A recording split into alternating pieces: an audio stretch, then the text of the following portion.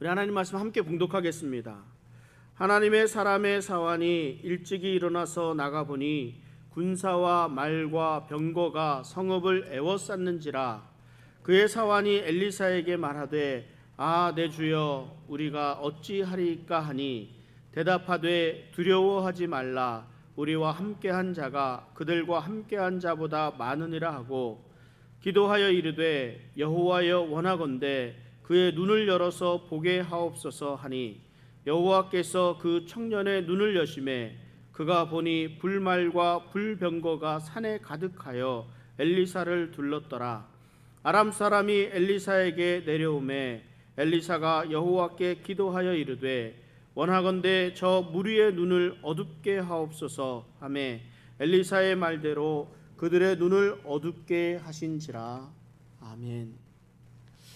우리는 계속해서 엘리사를 통해 베풀어 주시는 하나님의 기적에 대한 이야기를 살펴보고 있습니다. 여러분은 이 기적에 대한 말씀들을 묵상하면서 어떤 생각이 드십니까? 이 기적은 여전히 다른 사람들에게 일어난 이야기, 혹은 영적으로 뛰어난 사람들, 아니면 무슨 큰 일을 위해서 베풀어지는 것이라고 생각하고 있지는 않습니까? 나의 이야기가 아닌 다른 사람의 이야기 말입니다. 사람을 죽이고 살리는 이런 기적, 이런 큰 일들을 견디게 접하게 되다 보면 당연히 이렇게 생각할 수 있습니다.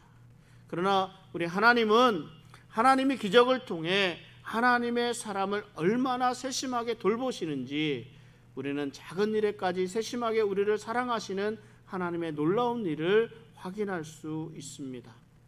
우리는 늘 우리의 삶을 통해서 그 기적 자체를 보게 됩니다. 그러나 하나님은 그 기적을 베풀어 주심으로 문제를 극복하고 어려움을 극복하고 하나님께 나아오는 하나님의 사람에 더 관심이 많으십니다. 그러므로 우리는 하나님의 기적의 사건을 보면서 하나님이 하나님의 사람들을 어떻게 지켜주시고 인도해 주시는지, 또 어떻게 구원해 주시는지를 확인할 수 있습니다. 엘리사의 제자들에게 문제가 생깁니다. 거주할 곳이 좁아서 넓은 곳으로 옮겨야 했습니다. 이스라엘은 당시 왕으로부터 그 백성들에 이르기까지 하나님을 멀리하고 우상을 숭배하고 있던 시대입니다. 이러한 때에 하나님의 사람으로 훈련받는 제자들이 늘어난다는 것은 굉장히 좋은 일 아닙니까? 놀라운 일입니다.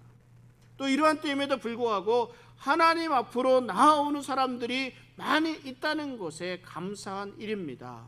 그런데 사람들이 많아지다 보니까 거처할 곳이 부족한 문제가 생깁니다. 하나님의 사람들이 늘어나는 것은 좋은 일인데 하나님의 사람들이 늘어남으로 인해서 또 다른 문제들이 또 생겨나는 것, 이거 어쩔 수가 없지 않겠습니까? 어떻게 하겠습니까? 제자들은 스스로 이 문제를 해결하고자 했습니다. 요단 강가에 가서 나무를 해서 집을 져서 거처를 넓히고자 합니다. 이 일을 놓고 엘리사에게 허락을 구합니다. 그리고 엘리사도 함께 가기를 구합니다. 이 말씀이 열왕기하 6장 3절 말씀인데요. 그 하나가 이르되 청하건대 당신도 종들과 함께 하소서 하니 엘리사가 이르되 내가 가리라 하고, 제자들이 엘리사를 청한 것은 이 거처를 넓히는 일이 하나님의 일이고, 또 하나님의 사람이 함께함으로 인해서 하나님이 이끌어 주실 것이라는 그런 믿음이 있었기 때문입니다. 결국 일이 일어납니다. 제자 중에 한 사람이 나무를 하다가 도끼를 물에 빠뜨리는 일이 벌어집니다. 아마도 물이 깊고 혼탁해서 그 도끼를 바로 찾을 수가 없었던 모양입니다. 그런데 더 안타까운 것은 이 도끼가 빌려온 거예요. 내가 가지고 있던 건 아니라 빌려온 거니까. 선지자의 제자로서 넉넉한 살림이 아니었습니다. 가난한 살림이었습니다. 이것을 감당할 길이 없어서 도끼까지 빌려왔는데 이것마저 잊어버렸습니다. 변상을 해야 됩니다. 제자에게 큰일이 생겼습니다. 이 말을 들은 엘리사가 어떻게 했겠습니까? 나뭇가지를 베어서 물에 던지니까 쇠도끼가 도끼를 떠오르게 했습니다. 하나님은 이 제자의 곤란한 상황을 위해서 물 위에 쇠도끼가 떠오르게 하는, 이건 뭐예요? 자연적인 현상을 초월하는 이 기적을 베풀어 주셨습니다. 이 쇠도끼가 떠오른 기적은 어떻게 보면 다른 수많은 기적들에 비하면 뭐 별 볼 일 없는 것 같습니다. 기적 자체만 보면 그렇습니다. 아무 일도 아닌 것 같습니다. 그러나 하나님은 쇠도끼를 떠오르게 하는 기적을 보여주심으로 또 다른 것, 하나님께서 하나님의 사람을 얼마나 사랑하시는지 그 제자의 열심, 그 제자의 수고, 그 제자의 안타까운 현실을 보고 이 기적을 베풀어 주신 겁니다. 하나님은 우리의 현실적인 문제, 실질적인 필요를 아시고 채워주십니다. 무엇인가 세상적으로 보기에도 큰일에만 하나님의 능력이 나타나는 것은 아닙니다. 단순하고 사소한 일이라고 할지라도 하나님께서 구원의 손길을 베풀어 주십니다. 지극히 작고 개인적인 일이라 할지라도 하나님은 우리의 필요를 채우시는 분입니다. 우리가 이 사실을 알고 하나님께 구하면 하나님은 우리의 삶의 모든 상황 가운데서 함께 하시는 우리 주님이 그 필요를, 우리의 필요를 채워주십니다. 하나님에게 크고 작은 일, 무슨 일에든 하나님의 사람을 위해서 기적을 베풀어 주시는 분이 하나님이십니다. 그리고 하나님은 하나님의 말씀에 순종하는 사람들에게 하나님의 은혜와 하나님의 축복을 베풀어 주십니다. 그러나 또 하나님의 말씀에 불순종하는 사람들에게는 하나님의 심판이 반드시 임한다는 것을 알아야 합니다. 우리는 언제나 하나님의 축복의 말씀, 은혜의 말씀, 또 사랑의 하나님, 이런 말씀에는 우리는 관심을 가지고 집중합니다. 그리고 하나님의 말씀을 듣고 축복을 구합니다. 그러나 심판의 메시지에는 좀 외면하는 경향이 있습니다. 하나님의 말씀에 불순종하면 심판을 면할 수가 없습니다. 회개하고 돌이켜야 합니다. 그렇지 않으면 하나님의 심판을 받습니다. 열왕기하 6장과 7장에 걸쳐서 이스라엘을 향하신 하나님의 구원의 축복의 그 메시지, 심판의 메시지가 동시에 기록되고 있습니다. 아람과 이스라엘 사이에는 늘 전쟁이 있었습니다. 이때에도 전쟁이 있었습니다. 그런데 아람 왕이 전쟁을 하기 위해서 진을 치는데요, 그 진을 치는 곳마다 이스라엘 왕이 대비하고 다시 공격해 들어옵니다. 어떻게 알았는지. 그래서 낭패를 당하곤 했습니다. 이와 같은 일들이 한두 번이 아니었다고 말씀합니다. 상황이 이렇다 보니까 아람 왕은 자기 신하들 가운데 스파이가 있지는 않은가, 어떻게 그렇지 않고는 이 가까운 신하들하고만 의논을 했는데 이 일을 어떻게 이스라엘 왕이 알고 준비를 했는가, 두렵기도 하고 불안하기도 하고 당황스럽기도 했습니다. 이때 한 신하가 이런 말을 합니다. 열왕기하 6장 12절인데요. 그 신복 중에 한 사람이 이르되 우리 주 왕이여 아니로소이다. 오직 이스라엘 선지자 엘리사가 왕이 침실에서 하신 말씀을 이스라엘의 왕에게 고하나이다 하는지라. 어떻게 알았는지 엘리사가 아람 왕의 모든 것을 알고 이스라엘 왕에게 자신들의 계획을 전하고 있다고 말씀하고 있습니다. 이게 천리통이라는 거 있죠. 천리 밖에 있는 것도 다 듣는다고. 엘리사가 천리통을 가지고 있어서 그랬겠습니까? 그것은 아닙니다. 하나님이 엘리사를 통해서 아람 왕의 계획을 그때마다 알게 하시고 또 그 일을 이스라엘 왕에게 전해서 이스라엘 왕이 대비하도록 하셨습니다.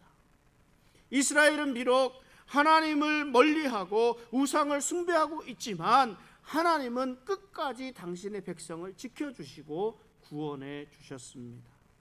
이스라엘 왕은 이 엘리사의 도움으로 매번 위기에서 구원을 받으면서도 하나님에게 감사할 줄을 모릅니다. 회개하지 않고 돌이키지 않았습니다. 하나님을 찾지도 않았습니다. 하나님의 은혜 가운데 살아가고 있으면서도 하나님의 은혜인지를 알지 못합니다. 얼마나 안타까운 일이겠습니까? 아람 왕은 그래서 이스라엘 왕보다 더 급한 것, 가장 급한 것은 이 엘리사가 문제라고 생각했습니다. 그래서 엘리사를 잡으려고 군대를 동원합니다. 말과 군대와 수많은 군사들을 엘리사에게 보내서 그가 머무르고 있는 이 도단 성읍을 모두 다 에워쌌습니다. 한 사람을 잡기 위해서 이토록 수많은 군사들을 동원할 정도로 엘리사의 존재, 어떻게 보면 엘리사의 존재가 아니라 엘리사를 통해 역사하시는 하나님의 존재가 이렇게 아람 왕을 두렵게 한 것이었습니다. 그런데 엘리사의 사환이 아침에 일어나 보니까 말과 군사와 병거가 온 성읍을 에워싸고 있거든요. 아이고 큰일 났구나. 사환이 엘리사에게 이렇게 고합니다. 내 주여 어찌하오리까. 영적으로 깨어있는 사람과 그렇지 않은 사람과의 차이가 있습니다. 사환은 영적인 무지로 인해서 그 눈이 닫혀 있었습니다. 자신과 엘리사에게 이제 큰 위기가 닥쳐왔습니다. 아람의 군대에 완전히 포위되어 있었습니다. 영적으로 충만하지 않은 사람은, 영의 눈이 닫혀 있는 사람은 어떤 문제가 발생했을 때에 그 문제로 인해서 당황하기 시작합니다. 때로는 당황할 뿐만 아니라 다른 사람을 원망합니다. 스스로 절망하기도 합니다. 어떻게 하면 이 문제를 피하고 도망갈 수 있을까? 이런 궁리만 하게 됩니다. 누구든지 어떤 사람이든지요, 사람들 눈에 보이는 것에 대한 믿음이 있습니다. 그리고 보이는 것을 믿는 것은 당연하지 않겠습니까? 그러나 우리 믿음의 눈을 가진 사람, 영적인 분별력이 있는 사람, 성령이 충만한 사람들은 눈에 보이는 것뿐만 아니라 보이지 않는 것까지도 볼 수가 있습니다. 엘리사가 그런 사람이었습니다. 엘리사는 일반적인 사람들만이 다 볼 수 있는 아람의 군대들도 볼 수 있었고, 뿐만 아니라 자신을 둘러싸고 있는 불말과 불병거들을 볼 수 있었습니다. 자신을 보호하기 위해서 산에 가득하게 펼쳐져 있었던 불말과 불병거들, 사람들 눈에는 보이지 않는 것입니다. 엘리사가 본 불말과 불병거는 아무나 볼 수 있는 것이 아니었습니다. 그러니까 엘리사가 두려워할 이유가 없습니다. 왜? 자신을 둘러싸고 있는 수많은 불말과 불병거들을 볼 수 있었기 때문입니다. 이 말을 들은 사환은 믿을 수가 없었습니다. 사환의 눈에는 보이지 않거든요. 놀라운 것은 이때 엘리사가 하나님께 기도합니다. 하나님께 사환의 눈을 밝게 해주셔서 이것을 볼 수 있게 해달라고 기도합니다. 그랬더니 하나님이 그 사환의 눈을 열어보게 하셨습니다. 사환이 눈을 들어서 보니까 불말과 불병거가 산속에 가득히 엘리사를 둘러싸고 있는 것이 보였습니다. 여러분, 예레미야 33장 3절에 이렇게 말씀합니다. 너는 내게 부르짖으라. 내가 내게 응답하겠고 내가 알지 못하는 크고 은밀한 일을 내게 보이리라. 하나님은요, 하나님께 기도하는 자들에게 하나님의 뜻을 밝히 알게 하십니다. 하나님의 은밀한 일, 비밀스러운 일을 보여주십니다. 영의 눈을 뜨게 해서 하나님의 일을 볼 수 있게 해 주십니다. 우리가 기도해야만 볼 수 있는 일들이 있습니다. 기도하지 않으면 알지 못하는 일일 뿐입니다. 하나님의 은밀한 일들은 우리가 기도할 때만 하나님이 보여주십니다. 여러분, 문제가 발생했습니다. 그런데 이 문제가 발생한 그 문제보다 더 큰 예수님이 내 눈에 보인다면 무엇이 두렵겠습니까? 그 일을 해결하시고 그 일을 다루어 주시고 그 일을 통해 우리에게 더 큰 일을 이루어내실 주님이 내 눈에 보이는데 무엇이 두렵겠습니까? 엘리사처럼 자신들을 해치려고 온 아람 군대보다 자신을 지켜주는 더 크고 강한 하나님의 군대가 보이면 두려울 것이 아무것도 없습니다. 우리 신명기에는 하나님의 백성들이 전쟁에 참여해야 될 때 가져야 될 마음의 상태에 대해서 전해주시는 그 말씀이 있습니다. 우리가 이 세상을 살아나갈 때 영적 전쟁터라고 하는데, 영적 전쟁터에 나갈 때 우리의 마음가짐이 어떠해야 되는지 우리 같이 한번 읽어보겠습니다. 천천히 같이 읽겠습니다. 내가 나가서 적군과 싸우려 할 때에 말과 병거와 백성이 너보다 많음을 볼지라도 그들을 두려워하지 말라. 애굽 땅에서 너를 인도하여 내신 네 하나님 여호와께서 너와 함께 하시느니라. 너희가 싸울 곳에 가까이 가면 제사장은 백성에게 나아가서 고하여 그들에게 말하여 이르기를, 이스라엘아 들으라. 너희가 오늘 너희의 대적과 싸우려고 나아왔으니 마음에 겁내지 말며 두려워하지 말며 떨지 말며 그들로 말미암아 놀라지 말라. 너희 하나님 여호와는 너희와 함께 행하시며 너희를 위하여 너희 적군과 싸우시고 구원하실 것이라 할 것이며. 믿음의 눈을 가진 사람들은 언제나 하나님께서 함께 하신다는 확신을 가지고 있기 때문에 무슨 일이든 어떠한 일일지라도 우리 주님의 은혜로 극복해 나아갈 수 있게 됩니다. 우리가 어려움을 당하게 될 때, 힘든 상황에 처하게 될 때, 그 어려운 일, 힘든 일, 그 문제만을 보지 말고 그 뒤에서 역사하시는 하나님의 사역을 볼 수 있기를 바랍니다. 지켜주시고 인도하시고 힘을 더해서 이기게 하시는 하나님의 역사를 볼 수 있는 우리 성도님들 되시기를 바랍니다. 또한 엘리사는 이 아람 군대 사람들의 눈을 어둡게 해달라고 기도합니다. 그리고 그들을 인도해서 사마리아 성에까지 나아갑니다. 아람 사람들은 눈이 어두워져서 자신들이 어디로 가는지조차도 알지 못합니다. 그러면서 엘리사가 인도하는 대로만 따라갑니다. 엘리사가 하나님께 기도해서 이 사람들의 눈을 뜨게 하는데 그 아람 사람들의 눈을 떠보니까 그곳이 사마리아 성 아니었습니다. 엘리사가 있던 도단과 이 사마리아 성 사이에는 그 급경사가 굉장히 많고 바람이 심하게 불어서 도대체 그 길이라고 할 수 없는 그런 길이었습니다. 그럼에도 불구하고 엘리사의 이끌림을 받아가는 이 아람 사람들은 자신들의 길을 잘못 들었는지조차도 모르고 있었습니다. 그리고 눈을 떠보니까 그곳이 사마리아 성 한가운데였습니다.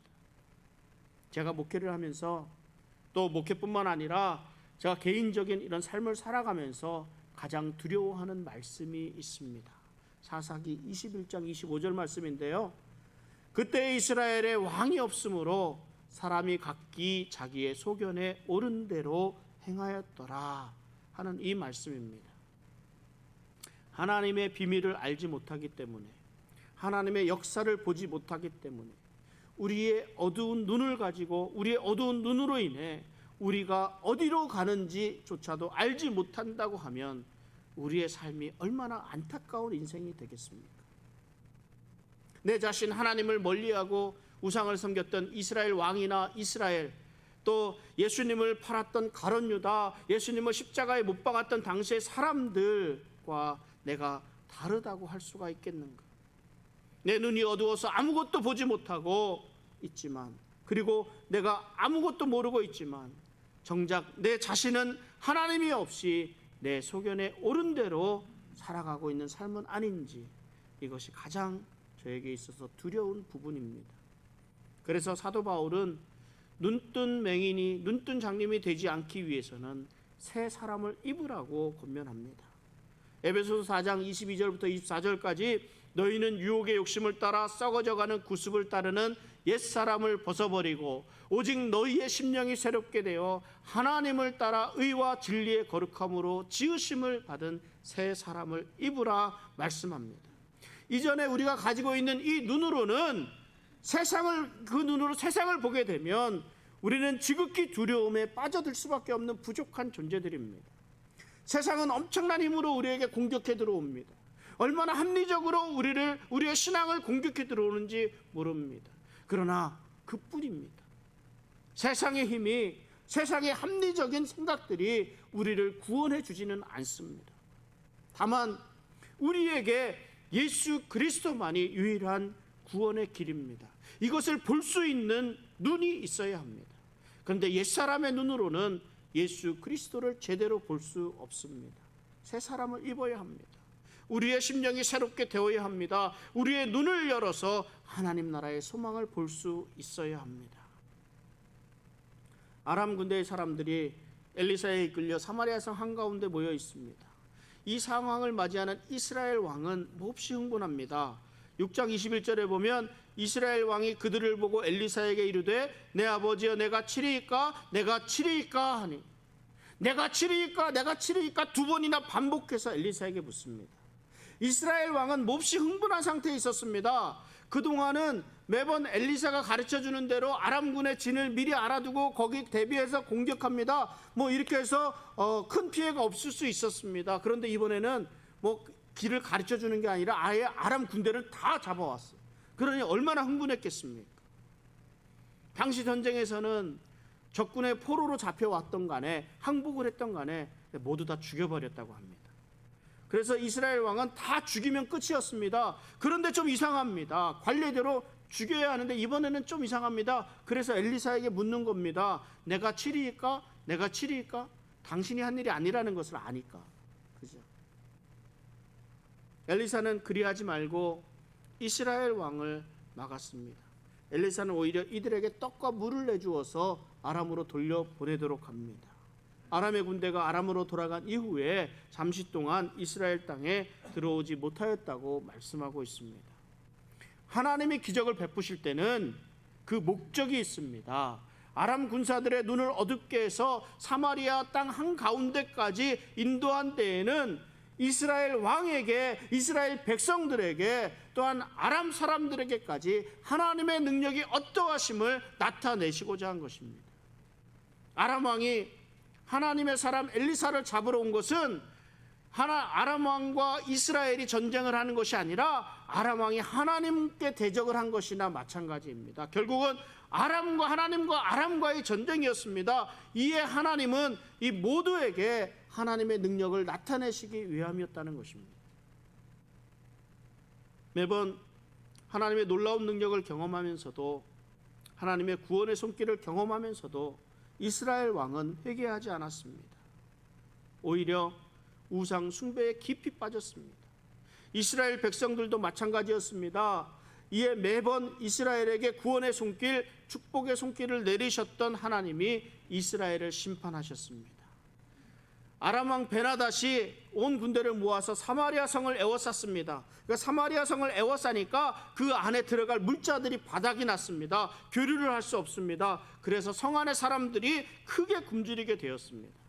성경은 나귀 머리 하나에 은 80세겔이요, 비둘기똥, 합분태라고 하는 이 비둘기똥 하나의 4분의 1값에 은 5세겔이었다고 말씀합니다. 나귀는 부정한 짐승입니다. 그래서 이스라엘 사람들은 나귀를 먹지도 않습니다. 특히 머리 부분은요, 요리하기도 그렇고 먹기가 참 힘든 부분이니까 제 값을 받을 수가 없습니다. 가장 싼 고기의 부분입니다. 그런데 이 고기가 은 80세겔이라고 합니다. 이 은 한 세겔이 나흘 동안 일하는 노동자 품삯이라고 합니다. 그러니까 은 80세겔이면은 320일 동안, 근 1년 동안 일하는 품삯이 나귀 머리 하나였어요. 그 정도로 지금 심각한 상황이었다는 거예요. 비둘기똥이라고 번역되어 있는데 개역 한글에 합분태라고 되어 있는 것은 아주 영양가 없는 작은 곡식 알갱이 몇 개라고 얘기합니다. 값어치가 없는 곡식이었습니다. 이것도 5세겔이나 했다고 하니까 이 상황이 얼마나 힘들었는지 그 상황을 우리가 상상해 볼 수 있습니다. 그러니 무슨 일이 일어났겠습니까? 이스라엘 왕이 성 위를 지나갈 때 한 여인이 왕에게 호소합니다.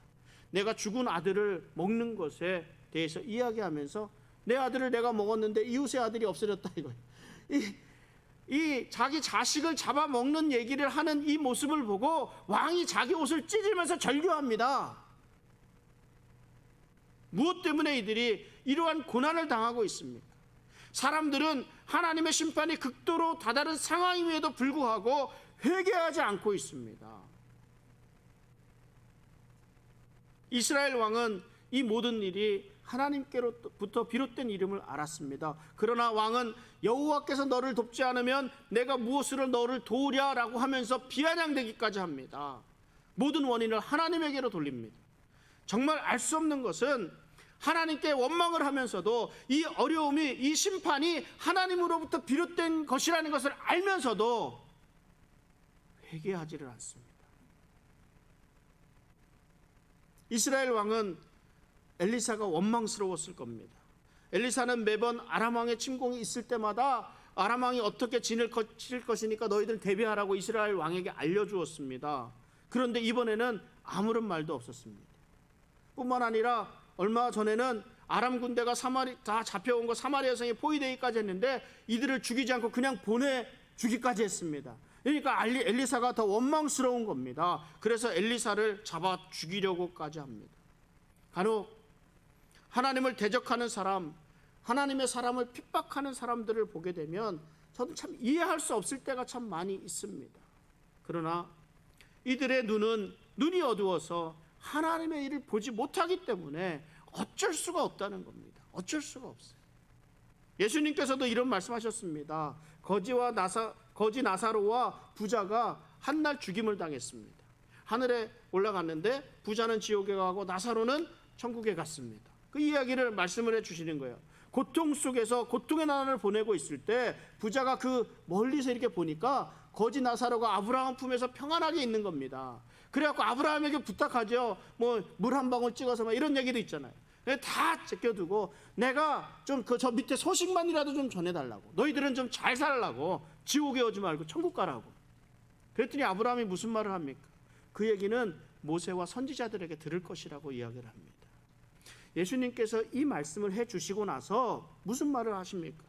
죽은 자 가운데서 살아나는 자가 있을지라도 권함을 받지 아니하리라 말씀하셨습니다. 왜 그렇겠습니까? 이들의 눈이 닫혀있기 때문에 그렇습니다. 이들의 마음이 닫혀있기 때문에 그렇습니다.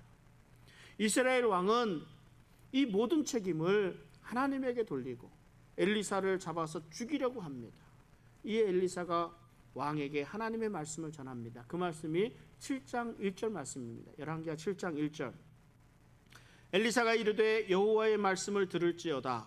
여호와께서 이르시되 내일 이맘때에 사마리아 성문에서 고운 밀가루 한 스아를 한 세겔로 매매하고 보리 두 스아를 한 세겔로 매매하리라 하셨느니라. 한마디로 말씀드려서 하루만 있으면 상황이 완전히 달라질 것이라는 말씀입니다. 아무런 변함도 없고 아무런 조짐도 없습니다. 그런데 하루 만에 상황이 달라질 것이라고 엘리사가 선포합니다. 엘리사 선지자의 예언이 있음에도 불구하고 이스라엘 왕의 한 신하는 엘리사의 말을 비아냥거립니다. 왜? 믿지 않습니다. 믿을 것이 아무것도 없었기 때문에 그렇습니다. 하나님이 하늘에 창을 내신다 해도 이루어질 수 없는 일이라고 말을 합니다. 이 말을 들은 엘리사가 노해서 내가 내 눈으로 보리라 그러나 그것을 누리지는 못하리라 라는 저주의 말을 하게 됩니다. 세상의 전문가들이 보기에는, 세상의 전문가들은 이 상황과 이 환경 이런 것을 잘 분석합니다. 문제에 대해 잘 분석합니다. 그리고 자신들의 기준을 가지고 판단합니다. 절대로 이루어질 수 없는 일이라고 말합니다. 그러나 하나님의 사람은 하나님이 하시는 일을 믿습니다. 하나님께서는 광야에서 꽃을 피우십니다. 사막에 물길을 내시는 분이십니다. 세상적인 기준으로 보면 할 수 없는 일들일지라도 하나님은 하실 수 있습니다. 하나님의 말씀을 믿고 하나님의 일을 믿음의 눈으로 볼 수 있는 사람들에게 하나님의 은혜가 임하는 줄 믿습니다. 여러분, 어저께 제가 보니까 코로나 확진자가 아리조나에만 3,000명이 나왔습니다. 매일매일 1,000명씩 되다가 이제 3,000명이에요. 유럽에는 이제 영국도 그렇고 락다운을 다 했습니다. 파우치도 그러죠. 내년 말이나 돼야 백신 접종을 다 할 것 같다고. 올해 안에는 해결되기 힘들다고 말합니다. 인간적인 전문가들의 판단으로는 올해 한 내년 봄, 내년 말이나 돼야 백신이 개발되고 치료제가 개발될 것이라고 분석을 하고 있습니다. 그러나 저는 믿습니다. 하나님이 하신다면 지금 이 땅에서 코로나를 종식시킬 수도 있습니다. 그런데 왜 안 해주실까요? 그런데 왜 우리에게 이 고난을 계속 주시겠습니까? 우리의 회개가 여전히 필요합니다. 기도해야 됩니다. 하나님께서 우리에게 원하시는 것이 무엇인지를 우리는 분명히 확인할 수 있어야 합니다. 그런데 아무도 믿지를 않습니다. 하나님의 역사를 처음 목격한 사람은 성문 어귀에 있는 나병 환자 4사람뿐이었습니다. 4사람. 이들은 아무것도 잃을 것이 없는 비천한 사람들입니다. 사람들 틈에 섞여 살지도 않던 사람들입니다. 그 성문 밖에서 쫓겨나서 살았던 사람들인데, 그래서 성 안에서 굶어 죽느니 차라리 아람 군대 진영에 가서 구걸해서라도 먹을 것을 구할 수 있지 않겠느냐, 죽기밖에 더 하겠느냐 이러면서 나갔던 사람들입니다. 근데 아람 진영에 나가보니까 그곳에 아무도 없었습니다. 한 사람도 없었습니다. 그림자도 볼 수 없었습니다. 왜 그랬습니까? 하나님이 지난 밤에 아람 군대 그 진영에 큰 그 군대 병거 소리, 말소리, 또 큰 군대의 소리를 듣게 하셨습니다. 그래서 이들이 놀라서 도망했습니다. 자신들이 성을 포위하기 위해 갖고 왔던 식량들 그런 거 다 그대로 두고 그냥 도망했어요. 급하게 도망했어요. 그러니까 진영에 먹을 것이 넘쳐 있었습니다. 4명의 나병 환자들은 기뻐합니다. 배고팠으니까 먹을 것 다 찾아서 먹었습니다. 귀중품들이 많으니까 그것들 막 숨깁니다. 그러다가 정신을 차렸습니다. 정신 차리고 나서 무슨 말을 합니까? 열왕기하 7장 9절에 이렇게 말씀합니다. 나병 환자들이 그 친구에게 서로 말하되 우리가 이렇게 해서는 아니 되겠도다. 오늘은 아름다운 소식이 있는 날이거늘 우리가 침묵하고 있도다. 만일 밝은 아침까지 기다리면 벌이 우리에게 미칠지니 이제 떠나 왕궁에 가서 알리자. 나병 환자들이 회개합니다. 그리고 아름다운 소식을 가지고 침묵하고 있으면 벌이 미칠 것이라고 염려합니다. 그러므로 빨리 가서 알리자고 합니다. 좋은 소식, 복된 소식, 아름다운 소식은 나누어야 합니다. 침묵하고 있으면 안 됩니다. 전해야 합니다. 그렇지 않으면 벌이 우리에게 미치게 될 것입니다. 말씀을 정리하겠습니다. 오늘 하나님은 이스라엘의 두 모습을 보여주셨습니다. 6장 17절에서 불말과 불병거로 하나님의 사람을 이렇게 지켜주시고 보호해 주시는 하나님의 모습을 보여주셨습니다. 그리고 6장 33절에서 재앙을 내리시는 여호와의 모습을 우리는 볼 수 있었습니다.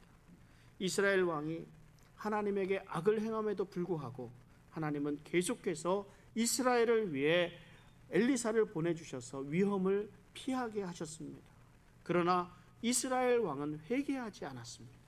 하나님의 도우심임을 알면서도, 하나님의 경고임을 알면서도 회개하지 않고 돌이키지 않아서 결국은 죽임에 이르게 되었습니다. 하나님은 하나님의 백성을 사랑하십니다. 하나님의 백성을 지켜주시고 인도해 주십니다. 비록 하나님의 백성들이 악을 행한다 할지라도 하나님께서 계속해서 구원의 손길을 내려주십니다.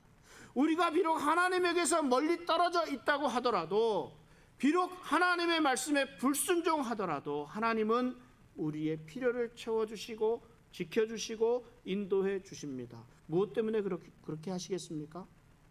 우리로 돌이키도록 하시기 위해서. 하나님께서는 우리가 속히 회개하고 돌이키기를 원하시기 때문입니다. 하나님은 이런 우리를 위해서 끝까지 참아주십니다. 우리의 부족함, 우리의 악을 행함, 우리의 불순종까지도 다 참아주십니다.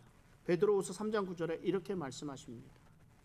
주의 약속은 어떤 이들이 더디다고 생각하는 것 같이 더딘 것이 아니라 오직 주께서는 너희를 대하여 오래 참으사 아무도 멸망하지 아니하고 다 회개하기에 이르기를 원하시느니라.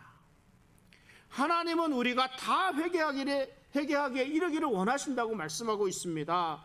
하나님은 멀어진 우리들에게 고난을 통해서, 어려움을 통해서 다시 하나님의 품으로 돌아오기를 기다리고 계시고 그 상황을 이끌어 가십니다.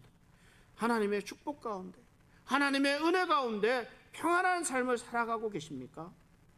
더욱더 그 삶을 강건하게 할 수 있어야 합니다. 더욱더 경건의 사람으로 설 수 있어야 합니다. 반면에 또한 어려움과 고난 가운데 계시는 분이 있습니까? 이 일을 통해서 역사하시는 하나님의 손길을 볼 수 있기를 바랍니다. 하나님은 우리가 속히 주님의 품에 돌아오기를 원하고 계십니다. 돌아오는 우리들을 안아주시고 춤을 추며 기뻐하십니다. 우리의 삶 가운데서 하나님의 축복하심과 심판을 깨달을 수 있기를 바랍니다. 우리의 눈을 들어서 우리를 향하신 하나님을 바라보면서 하나님을 믿는 믿음 위에 굳건히 설 수 있는 우리 성도의 삶 되시기를 주님의 이름으로 축원합니다. 기도하겠습니다. 거룩하고 자비